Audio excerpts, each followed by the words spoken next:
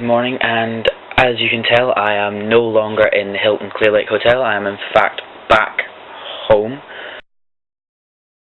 Anyways, I believe I have a couple of days to catch up on for the blog, and so I'm going to start with Thursday the 11th of November.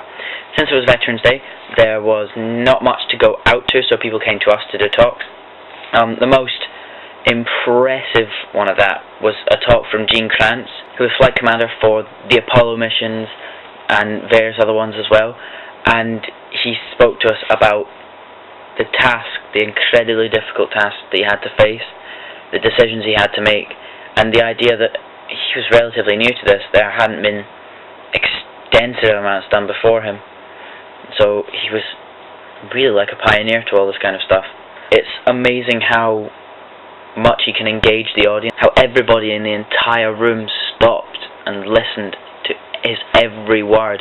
There was silence like nothing when he paused. It was phenomenal to hear from the man himself. Also, he signed some of our things that we had brought over to him, and the best one of all is he signed a copy of his book, Failure is Not an Option. We also had a talk from Chuck Lloyd, who is Hyang's husband.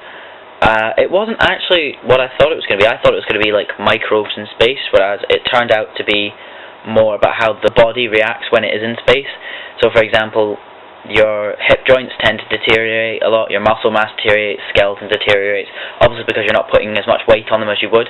For example, your hips tend to bear most of the weight from your torso, your head, your arms, etc. Whereas in space, there's no load on it at all. You're essentially, free floating. We then had lunch, which basically involved us ordering loads of pizza in and sitting in the Apollo room having that, and then we headed out to Lockheed Martin. Now, I didn't get that many pictures for the simple fact that a lot of it is restricted stuff. It's still in development, so Devin got a few pictures of it, but that was about it. We got to see the new Orion capsule, which is for the Constellation program, which they're hoping will replace the shuttle program, obviously because that's going offline after the next few shuttles. And it was great to see where it was all made, how it's all done, exactly what was going into it. And we got to go into sort of a full-size, full-scale mock-up of the actual capsule itself.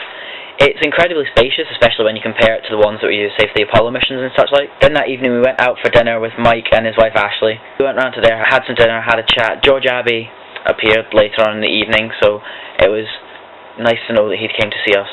And also, we knew that he'd be seeing us the next day when we went to Rice University. Got to meet a few new people as well, and it was great to just have a sort of little bit of downtime to sit and relax and play the piano, play the guitar. Well, obviously not me, but, Then the next day we were up early because we had to depart for Rice University. Now, the university itself is absolutely huge. All the buildings are really close together and sort of based around a few main buildings, which is unlike the Scottish system where the universities can often be quite fragmented. Also, this is the famous place where John F. Kennedy gave his speech that we will go to the moon and do the other things, not because it is easy, but because they are hard. We went around the campus and we were meant to be having a talk about solar weather from a gentleman from Apostle Park, but unfortunately he wasn't there, so it was his colleague who gave the talk, but it was incredibly enthralling. The amount of information that's known about the sun and the way it affects the Earth is phenomenal. He also explained to us how the aurora and the northern lights work, explaining about the magnetosphere and the ionization that happens from the discharge from the sun. We also got introduced to Rice University by George Abbey, who we'd seen the night before. We then got a tour of the entire university and all the colleges there. Now, colleges are essentially like dormitories, and then, because they call... it gets rather confusing of what they call stuff and then what it is an equivalent to the UK. But we went around all the dormitories, we got to see some of the rooms in there, and they're incredibly spacious compared to, say, other ones. They have like a large gym facility, they have an absolutely humongous library. The student centre is amazing, they've got bars and everything galore in this one building. The only downside, it's about $45,000 a year to go there. So, don't know if I'll be going over there in a hurry. Anyways, then we went back to Baybrook Mall, just pick up a couple of other things, like a few little bits and bobs that we missed from the day before. And when we came back, we had 2 hours to prepare for the farewell dinner. Now, it was rather difficult knowing that this would be, the last dinner we'd have all together, the last time we'd sit around the table and have a meal. So we decided to make the most of it.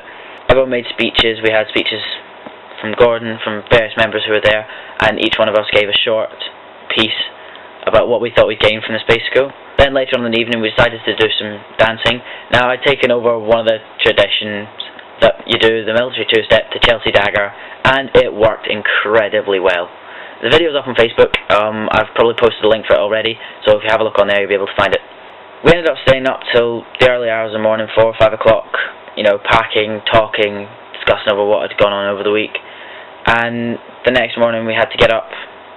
Didn't have to leave the hotel till about 11:30 or so, which was rather good. So we all sort of strolled out of bed, went down for breakfast. Devin came along to say his farewells, and reluctantly we dragged our cases down to the lobby and head out to the bus. It was a difficult drive, knowing the fact that you wouldn't be going back. This is, you know, the end of it all. Anyways, our flight left around 4 o'clock, and I slept pretty much the entire time on that flight, and then Schiphol, swapped over planes, and then came back up to Glasgow. In a way, it was good to be home. You know, you do miss certain things, certain people, but every single part of me wished to go back. I wouldn't have hesitated for a second if they'd said, oh, you get to stay here another week, you get to stay here another day even. And the idea that, you know, this morning, tomorrow morning, the next day, I'm going to wake up and not be filled with the idea of adventure, the idea of discovery, the thing that, you know, whatever I'm doing today is going to be incredibly interesting. And most of all, I'm going to miss the people. The 12 of us sort of knit together in a group really well, really quickly, and I think it's for the idea that we all had the same passion, we all had the same goals, we all liked the same things, and I'm really going to miss them. However, life goes on, and on the positive side, I've learned one hell of a lot from this week. How NASA works, how people are selected, how we were able to travel to the moon, and how we plan to go further into space. I've learned how engineering opens up so many doors. I've learned how the Apollo 13 mission was saved by the careful orchestration of one man, how many different things there are in the aeronautics business, and how vast the space is with its unknowns and discoverables. However, I think there's something more greater I've learned from this. I've learned how quickly you can bond with people who share the same passions that you do. How inspirational a man who has convictions and sticks to his beliefs can be. How much you can learn from people who have a passion for what they're doing. And overall, the general message from everyone seemed to be that if you've got a goal and you work hard, you can do anything and anything you want. All you need is determination. With that, I have decided precisely what I want to do with my life. It's great to finally have an idea of where I'm going, an idea of what I want to do, an idea of, you know, more than just I want to do university because it sounds interesting. I now know why I want to do it. I now know why I need to work hard in school. I now know why I need to get into university. In short, I want to go to space, and I'm not going to stop until I do.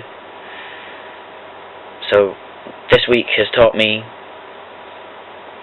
so much, but the best thing it's given me is given me a direction. It's given me a purpose. So thank you to everyone who made this possible. This will probably be the last one of the blogs. Naturally, because I'm home. I'll see you later.